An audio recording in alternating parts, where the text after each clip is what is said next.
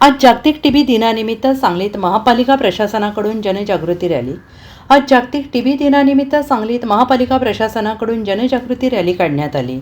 सांगली महापालिका मुख्यालयासमोरून या रॅलीला सुरुवात झाली. या रॅलीमध्ये सांगली, मिरज, कुपवाड शहर महानगरपालिकेच्या क्षयरोग विभागाचे अधिकारी, कर्मचारी, याचबरोबर भारतीय विद्यापीठाच्या न्यू भारती लॉ कॉलेजचे सर्व विद्यार्थी, प्राध्यापक सहभागी झाले होते. या रॅलीमध्ये टीव्ही हरेगा, देश जितेगा अशा घोषणा देण्यात आल्या.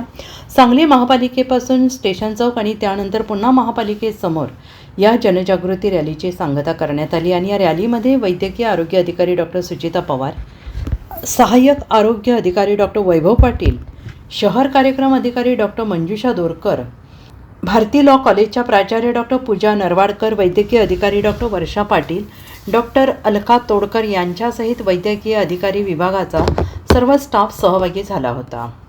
Bureau report, SPN Marathi, Sangli.